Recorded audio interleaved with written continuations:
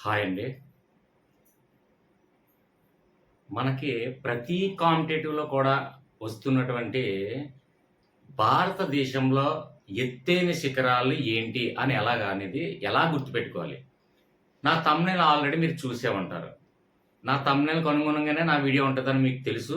కాబట్టి చదవొద్దు. అంటే I mean ఏంటంటే చదవకుండా, బట్టి పట్టకుండా, అలాగే పెన్ను, పేపరు యూజ్ చేయకుండా డైరెక్ట్‌గా ఎగ్జామ్ హాల్‌లో ఎప్పుడు కూడా తరచుగా వస్తున్నటువంటి ఈ భారతదేశంలో ఎత్తైన శిఖరాలు ఎక్కడెక్కడ ఉన్నాయి? ఆ శిఖరాల పేర్లేంటనేది చాలా వరకు కన్‌ఫ్యూజ్ అవుతారండి. అంటే పశ్చిమ కొనమల్లో ఎత్తైన శిఖరం ఏది? లేదంటే తూర్పు కొనమల్లో ఎత్తైన శిఖరం ఏంటి? ఇలాగా ఎత్తైన శిఖరాల గురించి భారతదేశంలో ఏ ప్రాంతాల్లో ఉన్నాయి? అది ఎత్తైన శిఖరాల పేర్లేంటి అనేది చాలా వరకు బట్టి పెట్టినా కన్‌ఫ్యూజ్ అవుతుంటారు. సో, బట్టి పట్టొద్దు, చదవొద్దు, పెన్ యూజ్ చేయొద్దు, బుక్ యూజ్ చేయొద్దు, పేపర్ యూజ్ చేయొద్దు. అసలు ఏమీ చదవొద్దు. డైరెక్ట్‌గా మీకు నచ్చినటువంటి ఏ కాంపిటీటివ్ అయినా టెట్ కానివ్వండి, డీఎస్సీ కానివ్వండి, బ్యాంకింగ్ కానివ్వండి, ఆర్ఆర్‌బీ కానివ్వండి, ఎనీ అనదర్ కాంపిటీటివ్ ఎగ్జామ్‌లో ఖచ్చితంగా వస్తున్నటువంటి ఒక మార్కు. ఇది డైరెక్ట్‌గా లాజిక్‌తో, కంటి చూపుతో మనని ఎలా గుర్తించగలగాలి?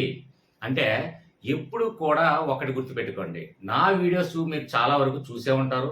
నన్ను ఫాలో అవుతున్నటువంటి నా సబ్‌స్క్రైబర్స్‌కి అందరికీ ఒకటేంటంటే, నేను ఏదైనా ఒక డిఫరెంట్ వేలోనే టీచింగ్ చేస్తాను.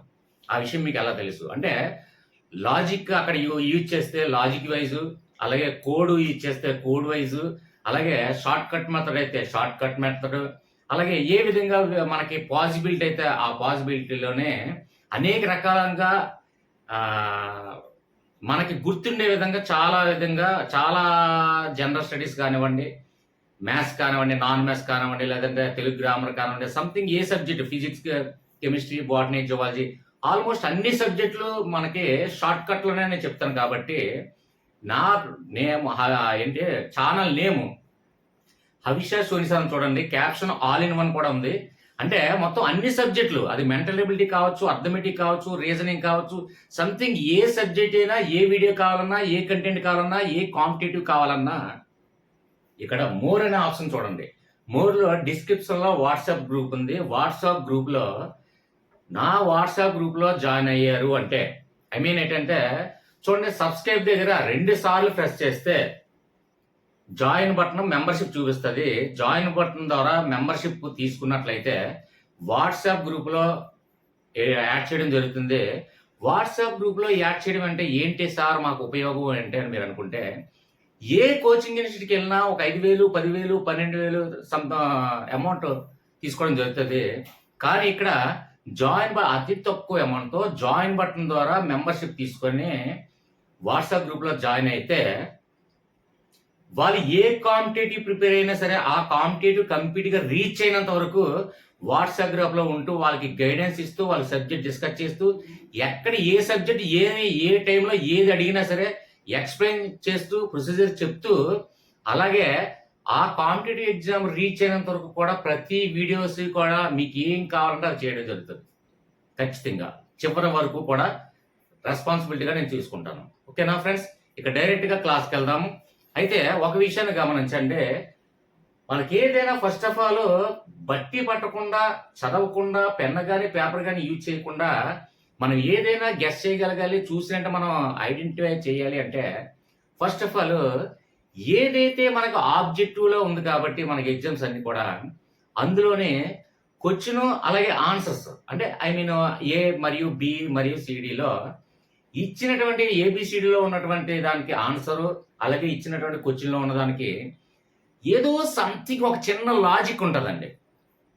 ఆ లాజిక్ నువ్వు గెస్ చేయగలిగితే మనకి ఏది బట్టి పట్టకుండా, చదవకుండా నేరుగా ఎంత కన్‌ఫ్యూజ్ అయినా ఏ కనుమల్లోని ఏ శిఖరాలు ఎత్తైన శిఖరం ఏది? ఏ శిఖరం ఏంటి? ఎక్కడ ఏ కనుమల, పశ్చిమ కనుమల, తూర్పు కనుమల లేదంటే ఎక్కడైనా పర్వాలేదు. ఏ కనుమల్లో ఏదైనా ఏ శిఖరం ఎలా గుర్తుపెట్టుకోవాలి? పేర్లు కూడా మనం చదవొద్దు. ఎందుకంటే కొన్ని పేర్లు ఉంటాయండి. ఇప్పుడు ఎగ్జాంపుల్ గాడ్విన్ ఆస్టిన్ లేదంటే కేటు, కాంచనజంగా సంథింగ్ ఏదైనా కొన్ని ఉంటాయి. అవి పేర్లు కూడా కొందరు ఏంటంటే చదవడానికి కన్‌ఫ్యూజ్ అవుతారు. మన పేర్లు చదవద్దు, క్వశ్చన్ చదవద్దు, ఆన్సర్ చదవద్దు, ఆబ్జెక్టివ్ లో ఏమి కూడా చదవద్దు. చదవకుండా మనకి ఏం చేయాలి, డైరెక్ట్ గా లాజిక్, కంటి చూపుతో లాజిక్ ని గుర్తించి ఆన్సర్ పెట్టడమే. ఓకేనా?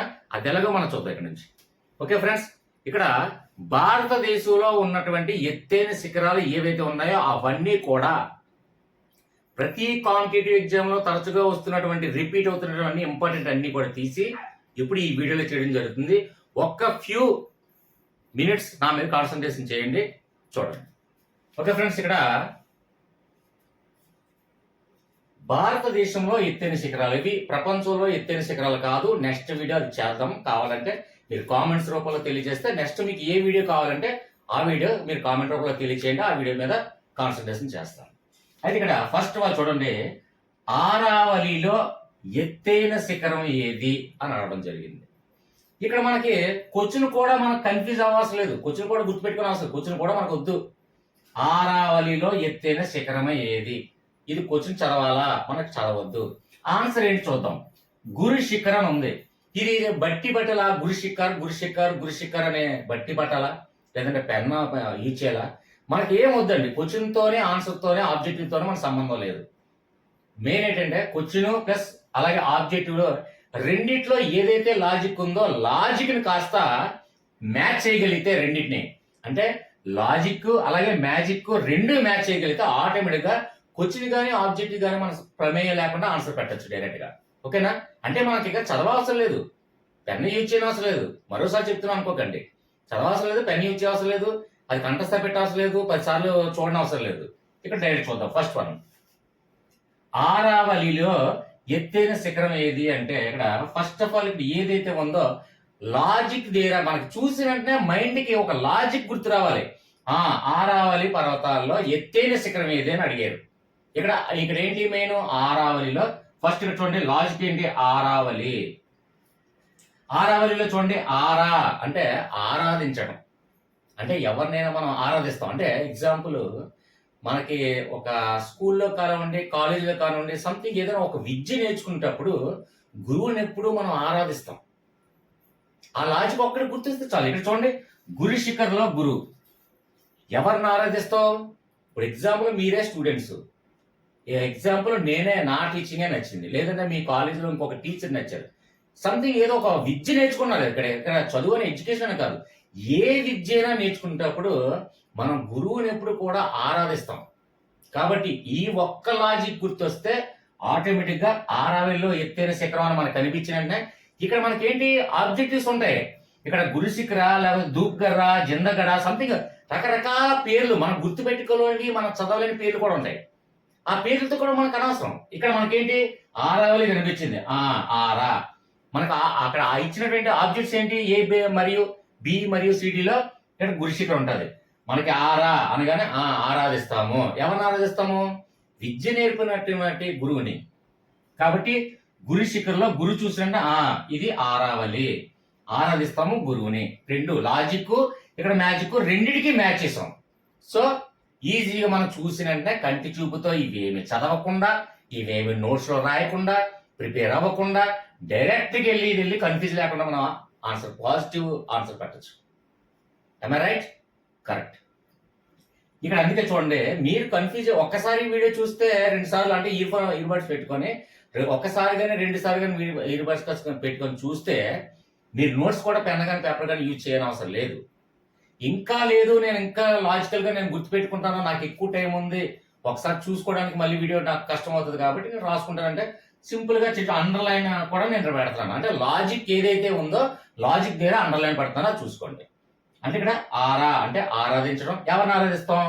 విద్య నేర్పినటువంటి గురువు, కాబట్టి గురు శిఖర్. ఈ రెండు లాజిక్ మ్యాజిక్ రెండు మ్యాచ్ చేస్తాం, ఇది పాజిటివ్ ఆన్సర్. నెక్స్ట్ వన్ చూడండి, అంటే మనకి ఇచ్చినటువంటి క్వశ్చన్ లో ఏదో సంథింగ్ లాజిక్, అలాగే ఇచ్చినటువంటి ఆన్సర్ లో కూడా ఏదో సంథింగ్ లాజిక్ మ్యాజిక్ రెండు మ్యాచ్ చేయాలి. మ్యాచ్ చేస్తే మనకు చదవనవసరం లేదు. ఓకే, ఇక్కడ చూడండి, సాత్పూరా పర్వతాలలో ఎత్తైన శిఖరం ఏది? ఇక్కడ కామర్స్ పెట్టేసాను, అంటే ఎక్కువ రాయకుండా మీరు అర్థం చేసుకోండి. సాత్పూరా పర్వతాలలో ఎత్తైన శిఖరం ఏది అని అడిగారు. ఇక్కడ ఇక్కడ ఆరవల్లి పర్వతాలు, సాత్పుర పర్వతాలు, వింధ్య రకరకాల ఏవో పేర్లు అవన్నీ ఉంటాయి, అవన్నీ చదవనవసరం లేదు. ఇక్కడ ఏంటి, సాత్పురాలో మనకి ఏ శబ్దం ఉచ్చరిస్తుంది, మనం ఉచ్చరించేటప్పుడు ఏ శబ్దం మనకి మైండ్లోకి వస్తుంది. సాత్పురా, పూరా అంటే పూర్ ఫ్యామిలీ, సాత్పూర్ అని కొన్ని మెటీరియల్లో ఉంటుంది, సాత్పూరా అని కూడా ఉంటుంది. పూరా అంటే మీరు పూరా మనం అడుగుతాం ఎప్పుడైనా సరే, అంటే మీరు రిచ్చా, మీరు పూరా, లేదంటే మిడిల్ క్లాస్ ఫ్యామిలీయా అని అడుగుతాం. ఎవరినైనా అడిగేటప్పుడు కానీ, మనల్ని ఎవరైనా అడిగేటప్పుడు కానీ, ఎవరినైనా మనం వ్యక్తిని చూసేటప్పుడు కానీ మీకు ఆలోచన వస్తుంది మనకి. Is a poor family member అని మనం ఆలోచిస్తాం. Is a rich family member, లేదంటే మిడిల్ క్లాస్ ఫ్యామిలీ మెంబర్. అలాగే మనం చూసిన వెంటనే మనం గెస్ చేయొచ్చు కూడా.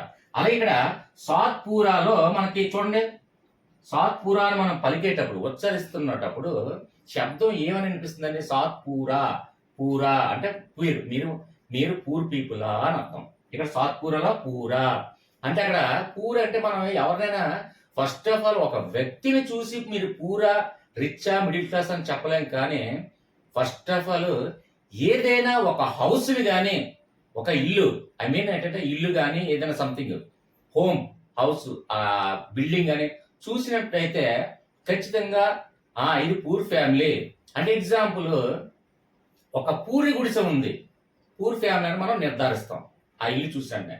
అందులో పూర్ ఫ్యామిలీలో ఆ పూర్ గుడిసెలో ఉన్నటువంటి పర్సన్ టక్కు, టయ్యి, సూటు ఎన్ని వేసుకున్నా సరే అది మన పర్సన్ చూసి మనం పూరా, రిచ్ అని గుర్తించలేము. కానీ ఒక హోమ్ అంటే ఒక ఇల్లుని చూసి మనం గుర్తించగలం.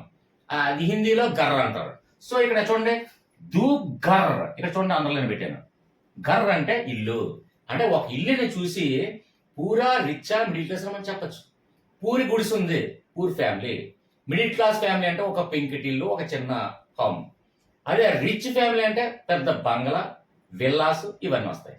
సో ఇక్కడ సాత్పూరా అంటే మనకి ఇక్కడ చదవకుండా, కంఠస్థ పెట్టకుండా, ఇప్పుడు సాత్పూరా అని కంఠస్థ పెట్టామనుకోండి మర్చిపోతాం. తర్వాత ఇక్కడ దూగ్గర్ అంటే ఈ పేర్లు కూడా మనం తరచుగా వాడుతున్నటువంటి పదాలు ఉండకపోవచ్చు కాబట్టి పేర్లు కూడా మర్చిపోతాం. సో మనకి ఇక్కడ క్వశ్చన్ ఏంటి, సాత్పూరా. మనం చూసిన పూరా, సాత్పూరా అంటే పూరా అని మనం ఎలా గెస్ చేయగలం, ఇల్లుని చూసి మనం గెస్ చేయొచ్చు. కాబట్టి ఇక్కడ గర్ అంటే ఇల్లుని చూసి పూరా, రిచ్చా, మిడిల్ క్లాస్ అని మనం చెప్తాం. కాబట్టి ఈ లాజిక్ మనకి, అంటే కంటి చూపుతో మనం చూసిన లాజిక్ ఎప్పుడైతే మన మైండ్ లోకి వస్తుందో ఆటోమేటిక్ గా ఏమి క్వశ్చన్తో ఆన్సర్తో సంబంధం లేకుండా డైరెక్ట్ గా ఏ మరియు బి మరియు సి మరియు డి ఏదైతే అది టిక్ పెట్టచ్చు. ఓకేనా, రైట్. నెక్స్ట్ వన్ చూడండి, తూర్పు కనుమలలో ఎత్తైన శిఖరం. ఇక్కడ కామాలన్నీ పెట్టేస్తున్నారు, మీరు చూడండి. తూర్పు కనుమలలో ఎత్తైన శిఖరం. చాలా వరకు ఇక్కడ తూర్పు కనుమలను ఒక దగ్గర అడుగుతారు, పశ్చిమ కనుమలను ఒక దగ్గర అడుగుతారు, సాత్పురా పర్వతాలను ఒక దగ్గర అడుగుతారు. రకరకాల, అంటే మన భారతదేశంలో అనేక ప్రాంతాల్లో, అనేక పర్వతాల్లో, ఆ పర్వతాల్లో ఎత్తైన శిఖరాలు ఏంటని అడుగుతూ ఉంటే కన్ఫ్యూజ్ అవుతూ ఉంటాం.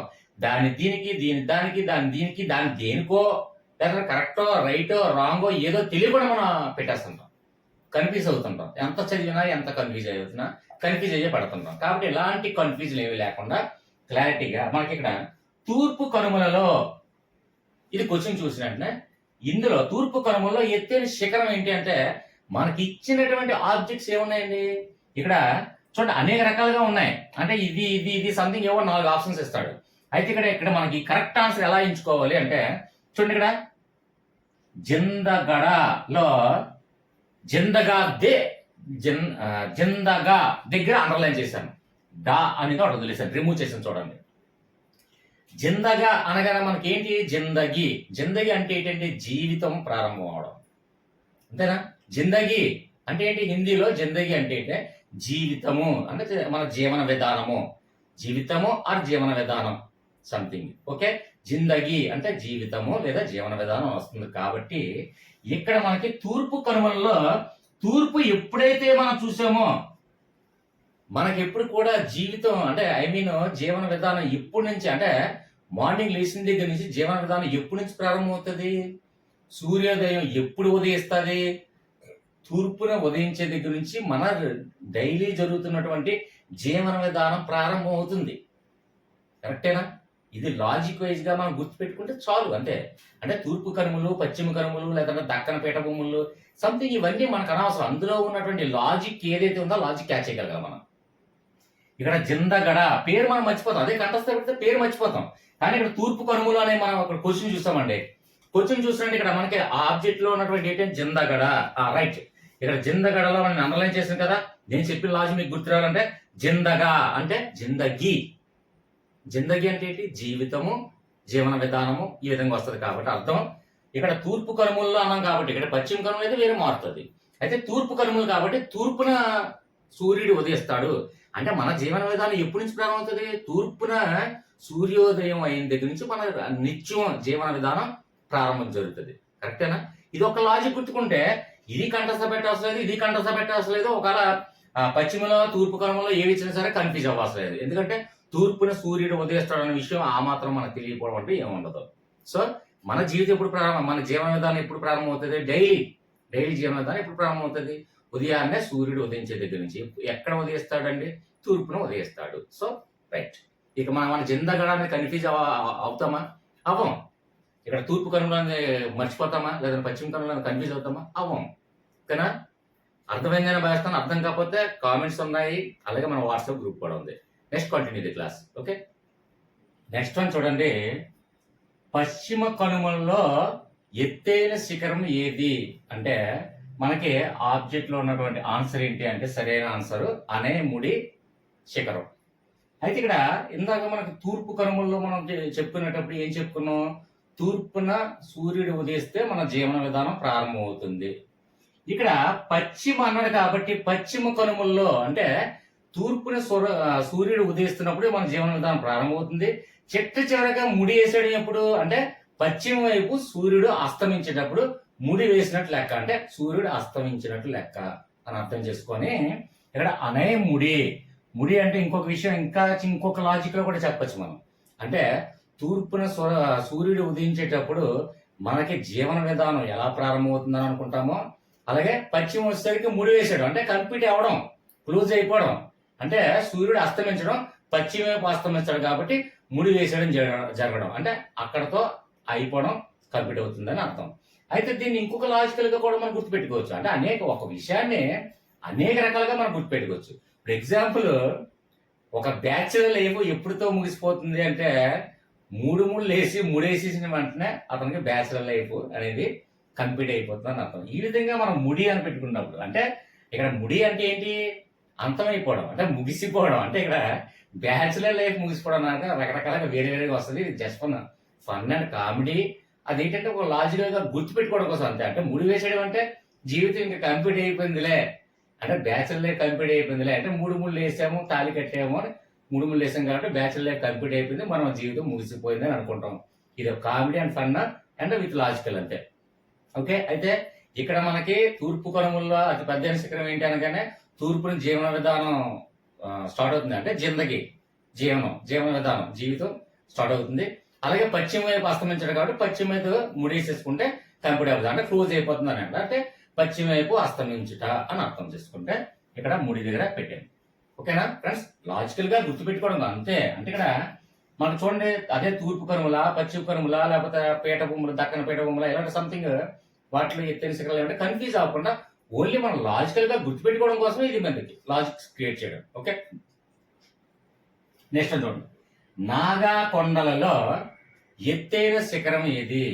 ఇక్కడ అనయముడి శిఖరం చెప్పుకున్న ఇలాగా సరమతి శిఖరం, ఇవన్నీ కూడా శిఖరాలండి. అంటే మనకి ఇచ్చినటువంటి పశ్చిమ కనుమల్లో కానివ్వండి, తూర్పు కనుమల్లో కానివ్వండి, నాగా కొండల్లో కానివ్వండి, అలాగా మొత్తానికి సాత్పుర పర్వతాల్లో కానివ్వండి ఎత్తైన శిఖరాల గురించి మనం మాట్లాడుకున్నాం కాబట్టి డైరెక్ట్ గా నేను పేర్లు మాత్రం రాశాను, శిఖరాలన్నీ రాయలేదు. ఇవన్నీ కూడా శిఖరాలండి. ఎత్తైన శిఖరాల్లో ఎత్తైన శిఖరం, ఆయా ప్రాంతాల్లో ఎత్తైన శిఖరం. అయితే ఇక్కడ చూడండి, నాగా కొండల్లో ఎత్తైన శిఖరం ఏంటి అంటే సరమతి శిఖరం. ఇక్కడ మనం దీన్ని ఎలా గుర్తుపెట్టుకోవాలి? ఇది నాగా కొండల్లో ఉంటాం అలా కన్ఫ్యూజ్ అవుతాం. ఆ కొండలో పశ్చిమ కొనములు, ఈ కొండలో దక్కన పీఠభూములు, రకరకాల ప్రాంతాలు, అందులో ఉన్నటువంటి పీఠభూములు కానివ్వండి, అందులో ఉన్నటువంటి కొండలు, ఎత్తైన శిఖరాలు, కొనుములు, ఇవన్నీ కూడా ఈ టాపిక్ లో మనం కన్ఫ్యూజ్ లేకుండా గుర్తుపెట్టుకోవడం కోసం లాజికల్ గా మనం చేయాలి. కాబట్టి ఇందులో నాగా కొండల్లో చూడండి, నాగా మనకి స్నేక్స్ గురించి తెలుసు. అందులో చాలా ఇంపార్టెంట్ స్నేక్ ఏంటంటే నాగుపాము. ఒక్క నాగుపాము ఒకటే మంచి, చెడు, కోపం, లేదంటే పగ పట్టడం ఇవన్నీ కూడా ఒక్క నాగుపాముకు మాత్రమే మతి ఉంటదంటారు. మిగిలిన ఏ పాములకి కూడా ఏది దొరికితే అది కుట్టుకోవడం, వెళ్ళిపోవడమో సంథింగ్ ఏదో సంథింగ్ అంటే ఇక్కడ దీనికి అర్థం ఏంటంటే ఇక్కడ చూడండి, ఇక్కడ సరమతిలో మతి. ఒక్క పాముల్లో స్నేక్స్ లో మనకి ఒక్క నాగుపాముకు మాత్రమే మంచి, చెడు, భక్తి, అలాగే కోపం, అలాగే పగ, ప్రతీకారం కూడా ఒక్క నాగుపాముకు మాత్రమే మైండ్ పనిచేస్తుంది అంటారు. మతి, ఇక్కడ మతి అంటే ఏంటి? మైండ్ అంటే ఐ మీన్ ఆలోచించగల శక్తి. అందుకే ఇక్కడ చూడండి, మనకి ముందు చెప్తున్న దాంట్లో ఇయర్బడ్స్ ఛార్జింగ్ అప్పటివరకు చిన్న డిస్టర్బెన్స్ వచ్చింది, దాని కంటిన్యూషన్ చెప్తున్నాను ఫ్రెండ్స్. ఓకే ఫ్రెండ్స్, ఇక్కడ నీలగిరి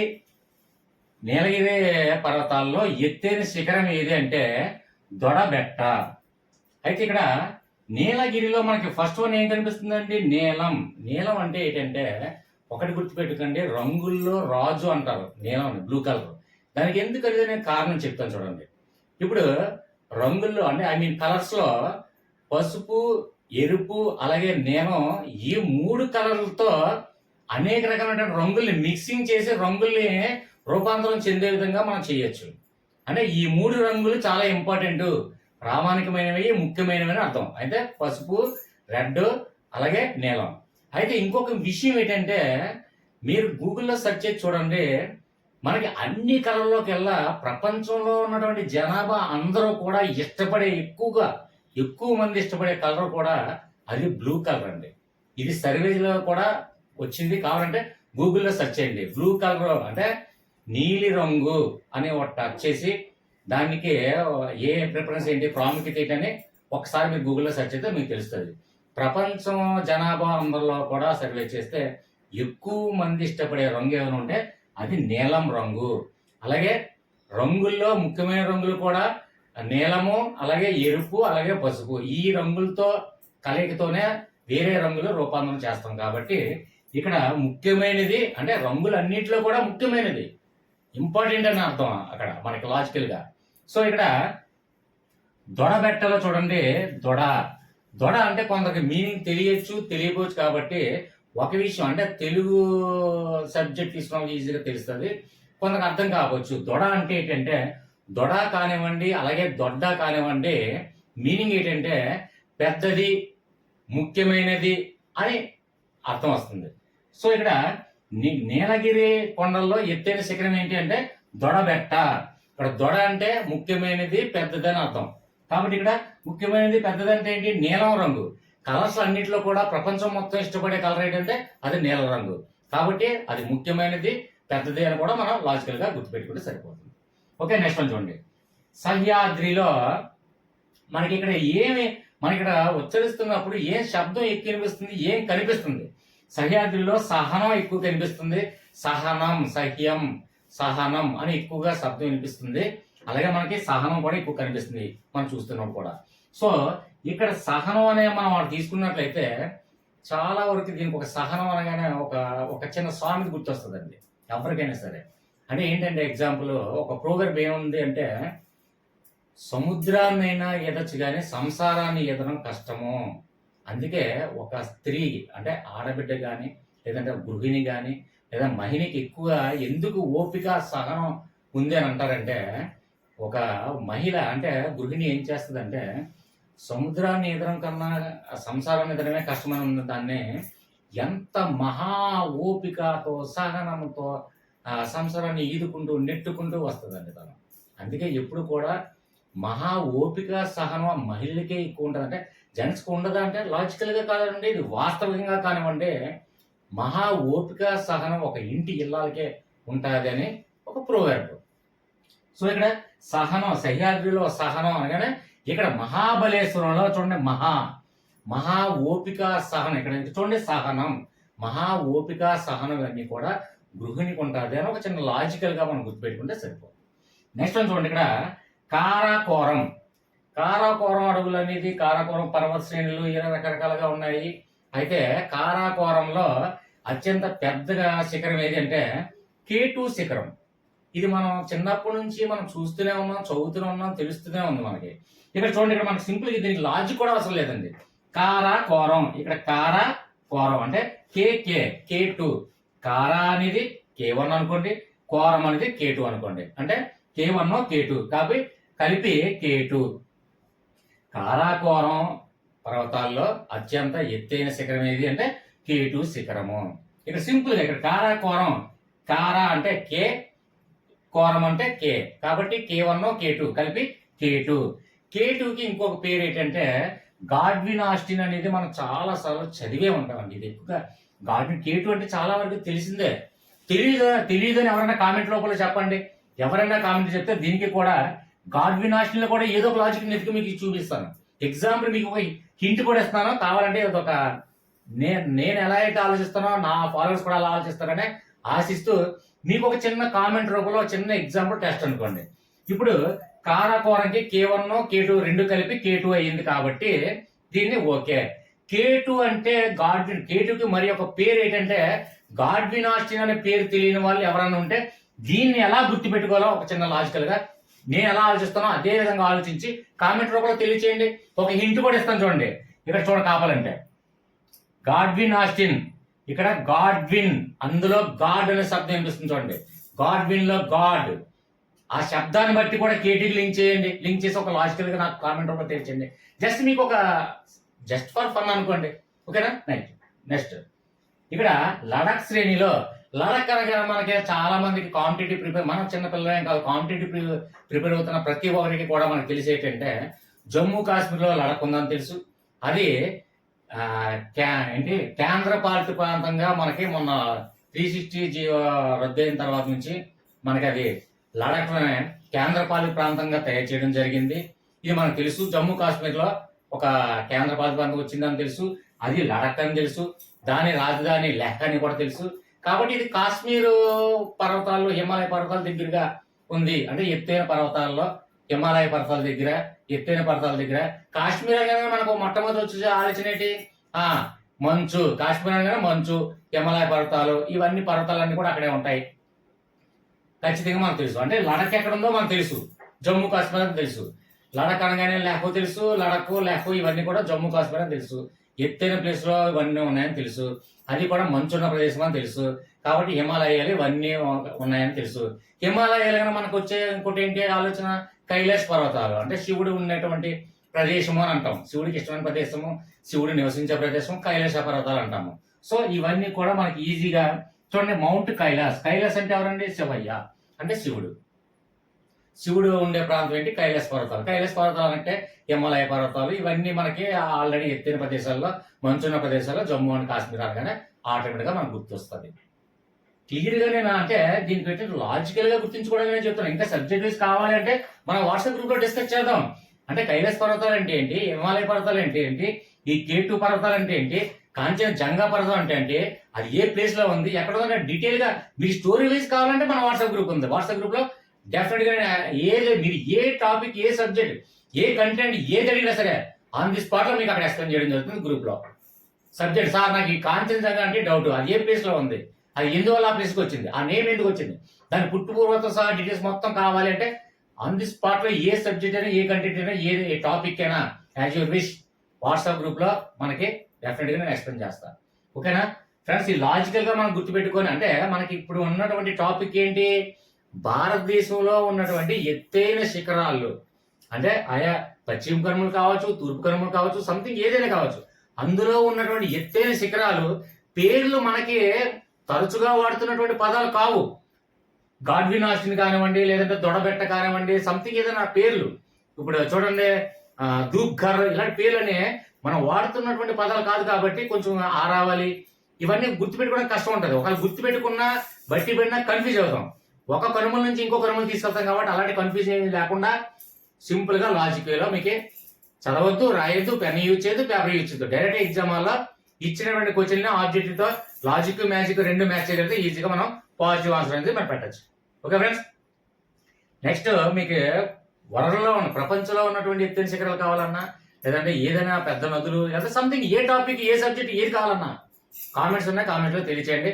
అలాగే వాట్సాప్ గ్రూప్లో మాత్రం నేను ఒకటే చెప్తున్నాను, మళ్ళీ చెప్తున్నాను కాదండి. వీడియో నచ్చినట్లయితే లైక్ చేయండి.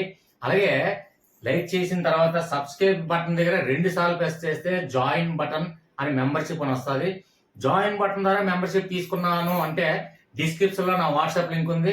వాట్సాప్ లింక్లో నాకు మెసేజ్ పెడితే, రిక్వెస్ట్ పెడితే నేను ఖచ్చితంగా మీకు యాడ్ చేసి మీకు స్టార్టింగ్ ఏదైతే మీరు జాయిన్ దగ్గర నుంచి మీ అనుకున్నటువంటి కాంపిటేటివ్ ఎగ్జామ్ రీచ్ అయినంత వరకు మొత్తం కోచింగ్ లో ఎంత రెస్పాన్సిబిలిటీగా తీసుకుందో అంతే రెస్పాన్సిబిలిటీగా తీసుకొని మీకు ప్రతిదీ కూడా నేను వీడియో చేయడం జరుగుతుంది, అలాగే ఎక్స్ప్లెయిన్ చేయడం జరుగుతుంది. షార్ట్ కట్ మెథడ్లో ఏది కావాలో మీకు చెప్పడం జరుగుతుంది అర్థమయ్యే విధంగా. ఓకే ఫ్రెండ్స్, నెక్స్ట్ మంచి టాపిక్తో మళ్ళీ మీకు నెక్స్ట్ వీడియోతో మీ ముందుకు వస్తాను. Until then bye. Okay friends.